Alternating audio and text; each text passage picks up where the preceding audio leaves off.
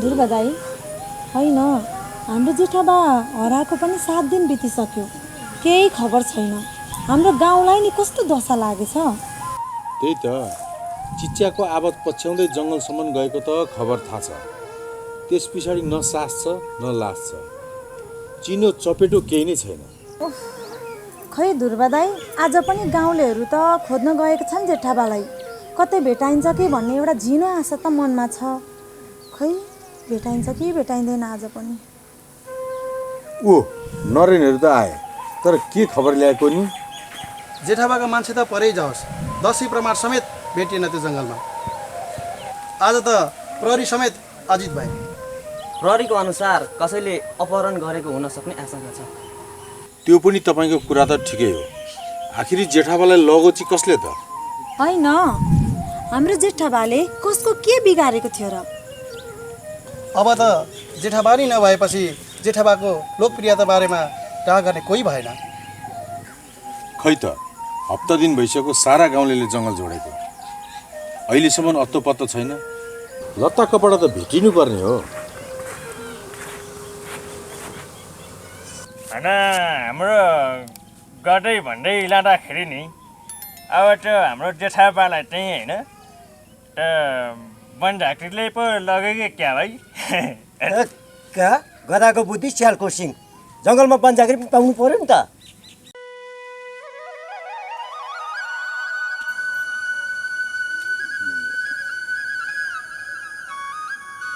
एकछिन अब तपाईँ पट्टी खोल्नुपर्छ है।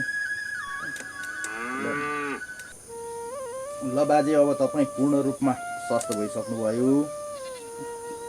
अब तपाईँलाई केही शक्तिको आवश्यकता छ। तपाईँ चिन्ता नगर्नुहोस्, अब उठेर बस्नुहोस् त।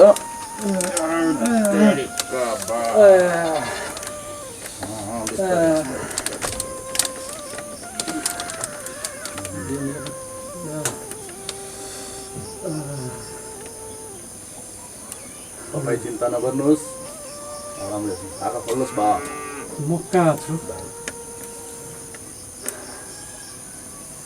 तपाईँ को हो? म वैद्य हुँ, तपाईँ वैद्यको घरमा हुनुहुन्छ। धन्यवाद वैद्यजी,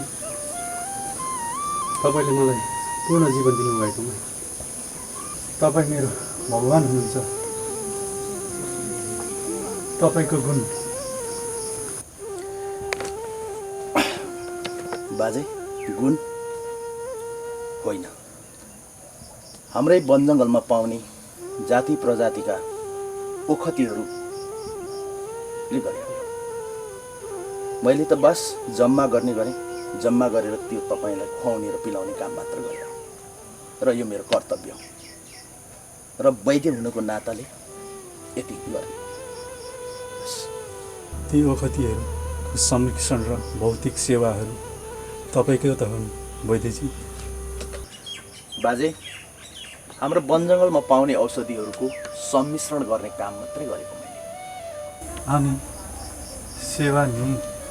सेवा तपाईँ अचेत अवस्थामा हुँदा र ओखतीको प्रभावले अर्धचेत हुँदा अहोरात्र खटेर तपाईँको सेवा गर्ने एउटी तपाईँको परम सेवक छिन्। को र कहाँ छिन् वैद्यजी? ती नानी यतै कतै छिन् होला। केही गर्दै बोले, बोलाउँ त? बोलाउनु। ए जुनेली, जुनेली, हजुर। एकछिन यहाँ आऊ त।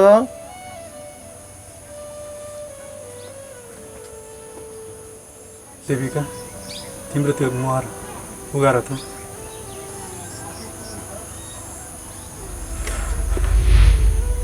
जुलिसा, तिमी? होइन, कति चाहिँ हाँस्नु है, म त हाँस्दा हाँस्दै आन्द्रा भुँडी सबै बटाएर गइसक्यो। अब त हाँस्दा हाँस्दै है भुँडी नै सबै दुखिसक्यो। खायो खायो खायो। के खायो भनेको आजदेखि? होइन, अब खायो नि जेठाबाको सुकुटी बनाएर स्यालले। यही हो गधाको बुद्धि स्यालको सिङ। स्यालको पनि सेको कर्नर हुन्छ र? त्यसो भए त्यो अजिङ्गरले पार्टी खायो होला हौ। फेरि आधिकति कुरा गर्छ। अजिङ्गरको पार्टी पेलेट हुन्छ र? होइन त्यसो भए तेरो बाउ मरौ। हो त्यसो भन्न। अब मेरो बाबु कहाँ मरेको छ त हौ? ओहो होइन त्यसो भए जेठाबा चाहिँ मरौ। होइन के साँच्चै नै जेठाबा मरेकै हुन् त? त्यसो नभन्नु न दुर्गा दाई, अभासी लाग्छ के? जेठाबा मरेको छैनन्, जेठाबालाई केही भएको छैन भन्छ मेरो मनले।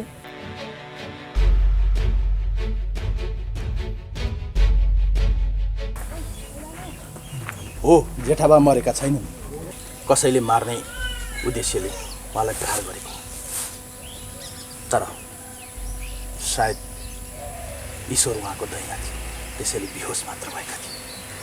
जेठाबालाई कसैले उठाएर लगेको थियो, लग्यो मात्र र झन् अहिले त उपचार गरेर उहाँ त तन्दुरुस्त हुनुभएको छ।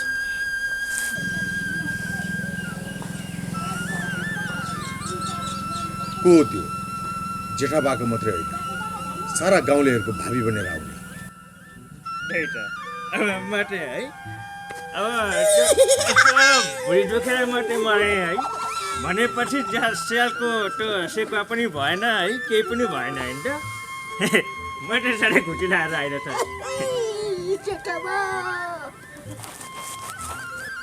दुर्गा दाई, नरेन दाई देख्नुभयो? हाम्रो जेठाबालाई केही भएको छैन। मैले भनेको थिएँ नि हाम्रो जेठाबालाई केही हुँदैन भनेर। हाम्रो जेठाबा कहाँ हुनुहुन्छ? गाउँले हो, म पुनर्जन्म लिएर आएँ। फेरि मलाई त कस्तो हाँसेर आयो भने नि फेरि। हो तिमीहरूको माया र सद्भावले जित्यो र म बाँचेँ। म त हाँस्छु नै, म त यस्तो हाँस्छु है।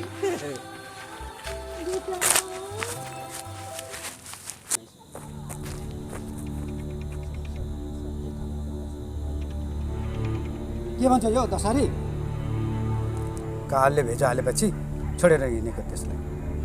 हो बस हो, मेरो यही आँखाले देखेको जेठाबालाई। असम्भव, त भ्रममा परिस्। यो भ्रम होइन, सत्य हो। म उनीहरूले नदेख्ने गरी लुकेर बसेको थिएँ। पहिला एउटा नौलो मान्छे आयो, त्यसको केही छिनपछि जेठाबा ठमठम हिँडेर आएको मेरो यही आँखाले देखेको। होइन हौ, कुनै कुनै शैतान दुईपल्ट बाँचेर दुईपल्टै मर्छन् कि क्या हो? होइन, द्रबले रहेछ जेठाबा, बाँचिस्। अब फेरि बाँच्नु छैनस्। जेठाबा तपाईँ कसरी बाँचेर आउनुभयो हामीलाई पनि सुनाउनु न। त्यो दिन कुनै महिलाको गुहार गुहार भनेको आवाज सुनेर म जङ्गलतर्फतिर लागेँ। तर त्यो आवाज एकाएक जङ्गलभित्र पस्यो र जङ्गलभित्रै हरायो।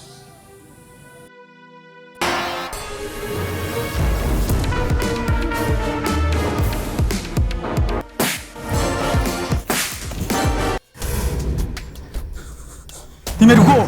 अनि अरू जेठाबा? अन्त्यमा आफैले पालेको चरीले आफैलाई ठुङ्यो। मैले नै आश्रय दिएको बुकु नै डन पो भएको रहेछ।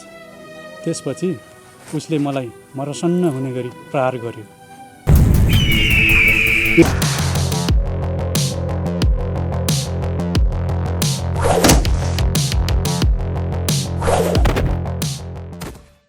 त्यसपछि मलाई केही पनि थाहा भएन। जेठाबा त्यसपछि तपाईँलाई कसले बचायो? त्यसपछिको घटनाक्रम उहाँले बताउनुहुन्छ।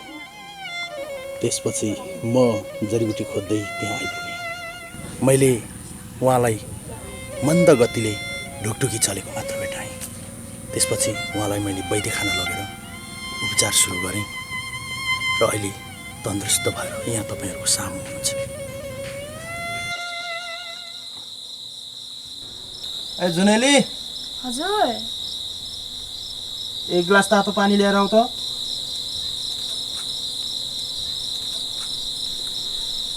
ल्याए बहिनीमा। ल ठिक छ। अब यो मान्छेलाई यसो तातो पानीहरू खुवाउँदै गर्नु, यसो माडसाड खुवाउँदै गर्नु। म अब भरै खुवाउने र लगाउने दबाई खोज्न गएँ है। हस् हुन्छ। को होला यो मान्छे?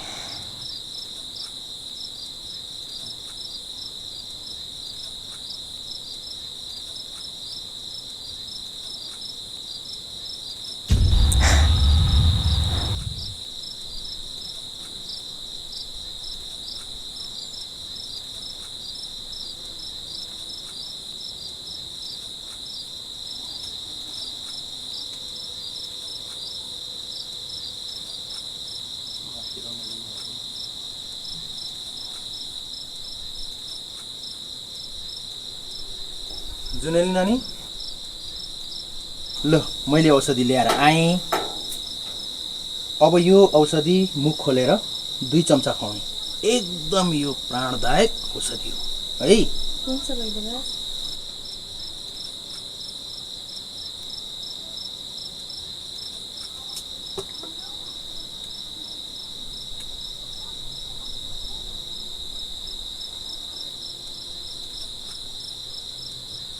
जुनेली नानी, यो औषधि भनेको प्राणीहरूको प्राण बचाउनको लागि प्रकृतिले सिर्जना गरिदिएको हो।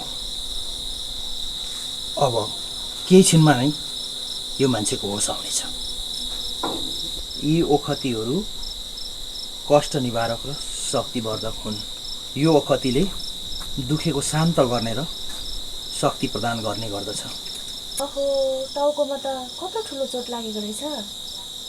हो, त्यो ठुलो चोटमा औषधि राखिदेऊ, अहिलेदेखि नै काम गर्न थाल्छ। हाम्रो देश नेपालको वन जङ्गल, हिमाल पहाड गरी 2000 भन्दा बढी यस्ता प्राणदायक औषधिहरू पाइन्छन्। तर सबैलाई यिनीहरूको बारेमा थाहा छैनन्। हो नानी, यो जडीबुटी चिन्नेले मात्रै चिन्छन्। लङ्कामा मुर्छा परेका लक्ष्मणलाई बचाउन हनुमानजीले नेपालकै हिमाली सञ्जीवनी बुटी पहाडसँगै लगेर लक्ष्मणजीलाई बचाएका थिए। नानी, बुझ्नेलाई श्रीखण्ड, नबुझ्नेलाई खुर्पाको बिँड। भइदेवा, बिरामीको दोहोरो सास चल्न थाल्यो। हो, औषधिले काम गर्नु थाल्यो। अब यिनी मजाले निदाउँछन्, बिहानसम्ममा बोल्न सक्ने पनि हुन्छन्। तर नानी, तिमीले ओहरात्र यिनको सेवा गर्नुपर्ने हुन्छ है।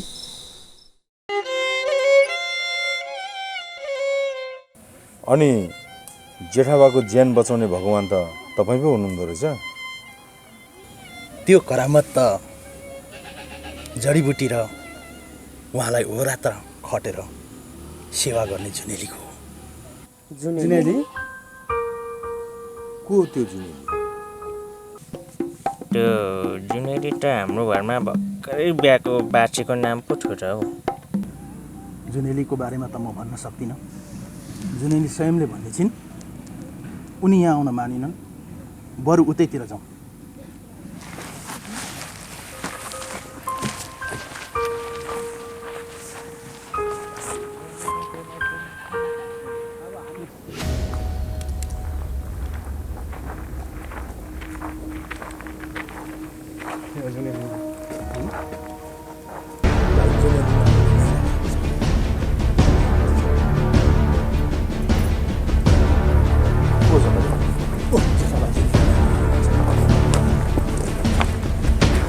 जेठाबा, तँलाई मारेर फ्यालेको थिएँ, तर कुन भावीले तेरो आयु थपेछ। ए बुकुने, तैँले जेठाबालाई हात लाएर राम्रो गरिनस्। सिङै जोड्नु छ भने हामीसँग आइज। ए दुर्बे, त यो जेठाबासँगको प्रतिशोधमा तगार नबन। तेरो र मेरो कुनै लेनदेन छैन। बरु यो जेठाबासँग हिसाब किताब लिनु छ ज्यानको। ज्यानको? कसको ज्यानको? मेरी स्वास्नीको। यसले मेरो स्वास्नीलाई पुलबाट झारेर मारेको छ। त्यसैले म यो जेठाबा भनाउँदालाई छोड्दिनँ। खबरदार, तिम्री स्वास्नी जेठाबाले मारेको पनि होइन र मर्की पनि छैन। म कसैको शब्द चाल्न परेर मेरो स्वास्नीको हत्यारालाई छोड्नेवाला छु। तर तिमी कुरै नबुझी जेठाबा जस्तो भद्र मान्छेको ज्यानको धावा बोल्दैछौ। त्यो दिन घरमा तीजको व्रत बसेको दिन थियो।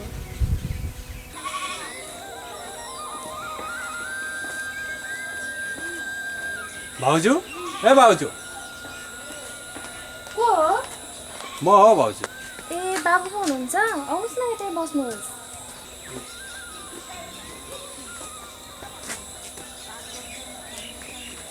भोकले अन्ध्र कुस्ती खान थालिसके, भात पकाएको होला, अलिकति खाउन भाउजू।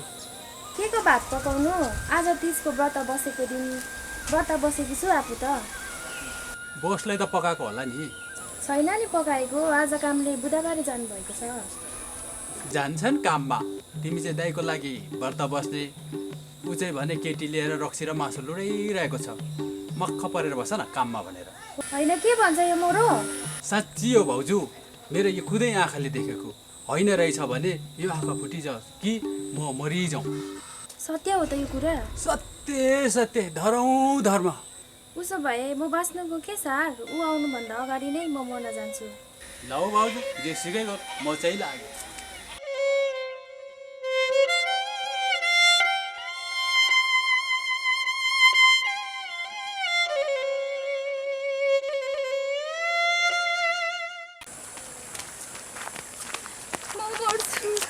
जुलिसा,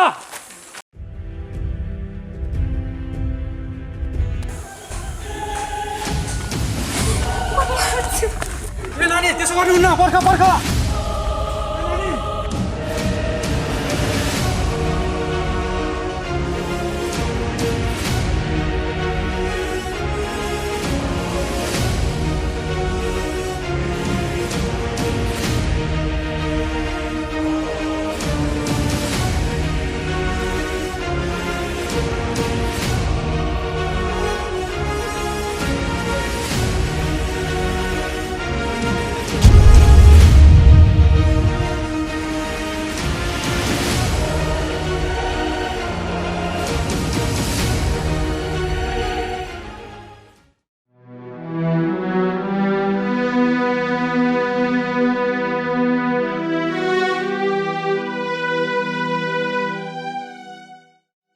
जेठा यो सत्य हो के?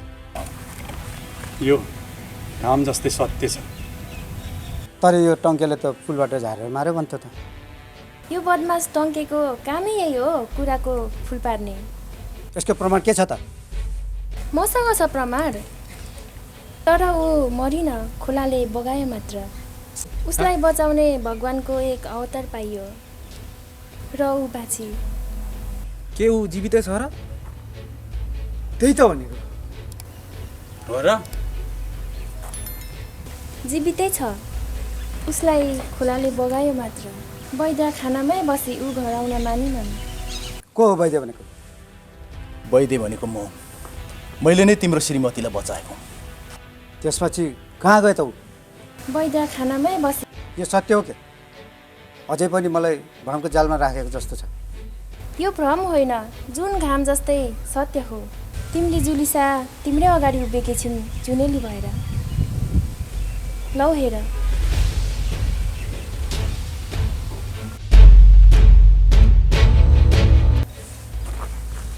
जुलिसा,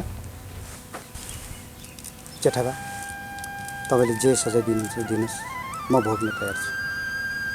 होइन बोक्ने भाइ, जसले आफ्नो गल्ती स्वीकार्छ ऊ महान हुन्छ। बरु तिमी पनि सही बाटोमा आऊ। हामीसँगै मिलेर हातेमालो गरौँ, समाजको सेवा गरौँ। म ऋणी छु जेठाबा, म तपाईँ हिँडेकै बाटोमा हिँड्न चाहन्छु। तर जुलिसा, छोरी जुनेली, तिम्रो नाम त जुलिसा रहेछ। अब तिमीले आफ्नो घर सम्हाल्नुपर्छ र तिमीले आफ्नो कर्म गरेर खानुपर्छ। र अब म पनि लाग्छु आफ्नो बाटो। होइन वैद्यजी, तपाईँ पनि हाम्रै गाउँमा आँट्नुहुन्छ। तपाईँको वैद्य खाना सार्नलाई के गर्नुपर्छ हामी सबै गर्छौँ। सागर आँटेको ठाउँमा नदी पनि आँट्छ। वैद्यजी, कि कसो गाउँले दाजुभाइ दिदीबहिनी हो।